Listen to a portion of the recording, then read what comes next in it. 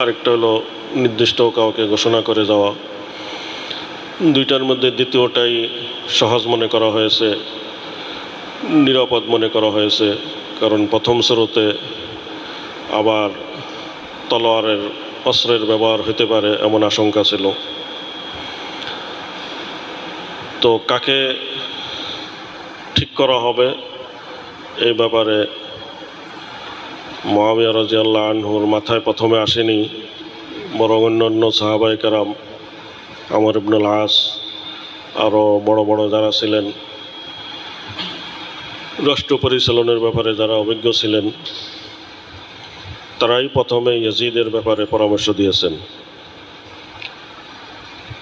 এবং তারা এটার কারণ হিসাবে এটি মনে করেছেন, ইয়াজিদ যেহেতু জন্ম থেকে রাজপরিবারে লালিত পালিত হয়েছে, মুআবিয়া রাদিয়াল্লাহু আনহুর ঘরে বড় হয়েছে, রাষ্ট্র পরিচালনার নিয়ম নীতি পদ্ধতি এগুলা তার কাছে ছিল, এই ব্যাপারে তার অভিজ্ঞতা আছে এবং বাস্তবেও ইয়াজিদের মধ্যে কিছু যোগ্যতা ছিল, হেলেম এবং বুর্দবারির যোগ্যতা তার মধ্যে ছিল, অর্থাৎ সহনশীলতা, যে কোনো পরিস্থিতিকে সামাল দেওয়া এবং উপস্থিত বুদ্ধি, এটা তার মধ্যে পরিপূর্ণভাবে ছিল এবং সাহসিকতা যেগুলা রাষ্ট্র পরিচালনার জন্য লাগে এগুলো তার মধ্যে ছিল। এবং মুআবিয়া রাদিয়াল্লাহু আনহু তাকে বিভিন্ন যুদ্ধে পাঠিয়ে সেটা পরীক্ষাও করেছেন। কুস্তুনতুনিয়া যুদ্ধে যখন বাহিনী পাঠানো হয়েছে, তার এক অংশের সেনাপ্রধান ইয়াজিদকে বানানো হয়েছে, অথচ তার বয়স খুবই কম ছিল তখন। তো সেখানে সে খুবই বীরত্বের পরিচয় দিয়েছে। সেই বাহিনীতে বড় বড় সাহাবায়ে কেরামও ছিলেন, আবু আইয়ুব আনসারী রাদিয়াল্লাহু আনহু ছিলেন, হুসাইন রাদিয়াল্লাহু আনহু ছিলেন, আরও অনেক সাহাবায়ে কেরাম ছিলেন। তো সেই যুদ্ধ পরিপূর্ণ বিজয় লাভ করতে না পারলেও অনেকটাই পরবর্তী বিজয়ের জন্য এটা সহায়ক হয়েছে। এবং সেই যুদ্ধে হযরত আবু আইয়ুব আনসারী রাদিয়াল্লাহু আনহু অসুস্থ হয়ে সেই যুদ্ধে তিনি ইন্তেকাল করেছেন। ইন্তেকালের পরে খ্রিস্টানদের গির্জার পাশে তাকে দাফন করা হয়েছে এবং আশঙ্কা করা হয়েছিল খ্রিস্টানরা এই লাশের কোনো ক্ষতি করবে, উঠিয়ে ফেলবে বা সরিয়ে ফেলবে, এমন আশঙ্কা করা হয়েছিল। তখন ইয়াজিদ দাফন করার পরে সেই খ্রিস্টানদেরকে খুব জোরে হুমকি দিয়ে বলছেন, হে নাসারারা, তোমরা মনে রাখো তোমাদের এই গির্জার পাশে নবীর সাহাবী আবু আইয়ুব আনসারীকে দাফন করা হয়েছে, যদি এই লাশের কোনো ক্ষতি হয় তাহলে কিন্তু তোমাদের রক্ষা নাই। তো এই হুমকিতে তারা এত ভয় পাইছে, এত ভীত হয়েছে, এই পর্যন্ত সেই লাশের কোনো ক্ষতি করা হয় না। এখনও আবু আইয়ুব আনসারী রাদিয়াল্লাহু আনহুর কবর সেখানে সংরক্ষিত আছে। তো এ সমস্ত সাহসিকতা তার মধ্যে ছিল যেগুলো রাষ্ট্র পরিচালনার জন্য প্রয়োজন। তো সব কিছু বিবেচনা করে মুআবিয়া রাদিয়াল্লাহু আনহু পরবর্তী খলিফা হিসাবে ইয়াজিদ ইবনে মুআবিয়াকে ঘোষণা করলেন এবং তার পক্ষে বিভিন্ন এলাকার গভর্নর থেকে বায়াত নিলেন। কুফা, বসরা, ইরাক, মিশর, এই সমস্ত এলাকার লোকেরা তাকে সমর্থন করল। শুধুমাত্র মদিনার কিছু বড় বড় সাহাবী তারা এটাকে মেনে নেন না, তারা এটার বিরোধিতা করেছেন। তার মধ্যে হযরত হুসাইন রাদিয়াল্লাহু আনহু, আব্দুল্লাহ ইবনে আব্বাস রাদিয়াল্লাহু আনহু, আব্দুল্লাহ ইবনে ওমর, আব্দুল্লাহ ইবনে জুবায়ের রাদিয়াল্লাহু আনহুম, ওনারা এটার বিরোধিতা করেছেন। ওনারা বলেছেন যে ইয়াজিদ খেলাফতের যোগ্য না, তার মধ্যে সেই যোগ্যতা নেই, এই জন্য তাকে আমরা মানতে পারবো না। এবং মদিনার অনেক লোকই তাদের অনুসারীও ছিলেন। তো যাই হোক, এই অবস্থায় হযরত মুআবিয়া রাদিয়াল্লাহু আনহুর ইন্তেকাল হয়ে গেল।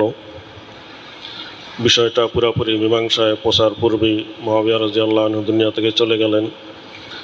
60 হিজরির শেষের দিকে, রজব মাসের মাঝামাঝি বা শেষের দিকে হযরত মুআবিয়া রাদিয়াল্লাহু আনহুর ইন্তেকাল হলো। তবে মুআবিয়া রাদিয়াল্লাহু আনহু ইন্তেকালের আগে ইয়াজিদকে যে সমস্ত ওসিয়ত করে গেছেন, সেগুলো যদি ইয়াজিদ ঠিকমতো পালন করত, তাহলে কিছুই কারবালার ইতিহাস মোটেই ঘটত না, কোনো বিশৃঙ্খলাই হতো না।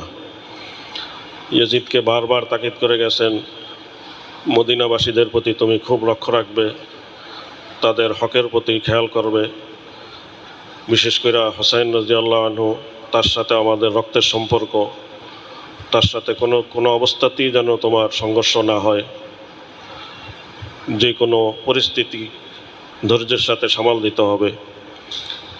তো এইভাবে খুব গুরুত্বপূর্ণ ওসিয়ত করেছেন।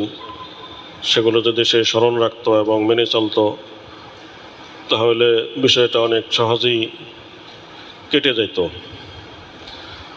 তো যাই হোক, মুআবিয়া রাদিয়াল্লাহু আনহুর ইন্তেকালের পর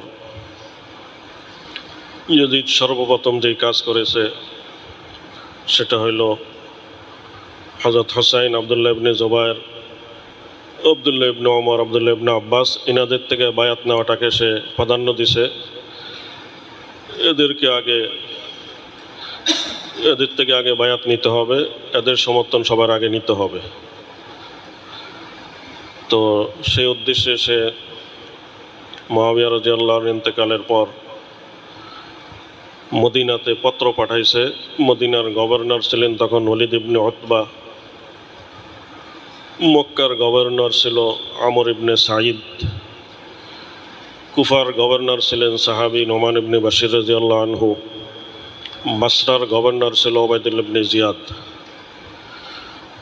তো এরা মুআবিয়া রাদিয়াল্লাহু আনহু জামানায় এরা এ সমস্ত এলাকার গভর্নর ছিল। তো ইয়াজিদ মুআবিয়া রাদিয়াল্লাহু আনহু নিযুক্ত করা গভর্নরদেরকে তাদের পদে পদে বহাল রেখেছে। তো ওলীদ ইবনে উতবার কাছে পত্র লেখছে মুআবিয়া রাদিয়াল্লাহু আনহু ইন্তেকালের সংবাদ দিয়ে, এবং আলাদা আরেকটা পত্রে খুবই ছোট্ট এক টুকরা কাগজ, কিতাবে আছে কান্নাহা উজুনুল ফারা, ইঁদুরের কানের মতো এরকম ছোট একটা টুকরা কাগজে সে এই কথাও লেখছে, আম্মা বাদু ফাখুজ হুসাইনান ও আব্দুল্লাহ ইবনে আব্বাস ও আব্দুল্লাহ ইবনে জুবায়ের বিল বাইআতি আখজান শাদীদান লাইসাত লাকা ফি রুখসাতুন। যে আমার এই পত্র পাওয়ার পর হুসাইন, আব্দুল্লাহ ইবনে জুবায়ের, আব্দুল্লাহ ইবনে ওমর ইবনে আব্বাস এদের থেকে অবশ্যই আমার পক্ষে বায়াত নেবে, সমর্থন নেবে, এই ব্যাপারে যেন কোনো শিথিলতা না করা হয়। তো পত্র পাওয়ার পর ওলীদ ইবনে উতবা, সেখানে বসা ছিল মারওয়ান, তাকে পত্র দেখাইল যে মুআবিয়ার ইন্তেকাল হয়ে গেছে এবং ইয়াজিদের পক্ষ থেকে ওনাদের থেকে বায়াত নেওয়ার হুকুম করা হয়েছে। মারওয়ান পরামর্শ দিল, আপনি এখনই তাদেরকে ডাকান এবং তাদের থেকে বায়াত গ্রহণ করুন। তারা যদি বায়াত করতে অস্বীকার করে তাহলে তাদের গর্দান উড়িয়ে দিন। সে খুব কঠোর ছিল। তো আব্দুল্লাহ ইবনে জুবায়ের, হুসাইন রাদিয়াল্লাহু আনহু মসজিদে বসা ছিলেন। তো ওলীদ ইবনে উতবা গভর্নর, তিনি তাদের কাছে লোক পাঠাইছেন। তারা লোক এসে বলল যে গভর্নর সব আপনাদেরকে ডাকছেন। তো ডাক শুনি হুসাইন রাদিয়াল্লাহু আনহু আব্দুল্লাহ ইবনে জুবায়েরের সাথে বলতেছিলেন যে আমার মনে হয় মুআবিয়ার ইন্তেকাল হয়ে গেছে। আব্দুল্লাহ ইবনে জুবায়ের বলেন, আমারও তাই মনে হচ্ছে। তো ওনারা গভর্নর হাউজে আসলেন। আসার পর ঠিকই এই সংবাদ তাদেরকে শোনানো হলো। হুসাইন রাদিয়াল্লাহু আনহু তার ইন্তেকালে আফসোস করলেন, দোয়া করলেন। এরপরে ওই পত্রটা দেখানো হলো যে ইয়াজিদ আপনাদের থেকে এইভাবে বায়াত নিতে বলেছেন, সুতরাং আপনারা বায়াত হয়ে যান। হুসাইন রাদিয়াল্লাহু আনহু বলেন, আমি এই নির্জনে বায়াত হইতে পারবো না, সমস্ত লোক একত্রিত হোক, সবার মতামত দেখি, সবাই যা বলে সিদ্ধান্ত যেটা হয় সেটা আমি করব। আবদুল্লাহ ইবনে জুবায়ের তিনিও একই কথা বললেন।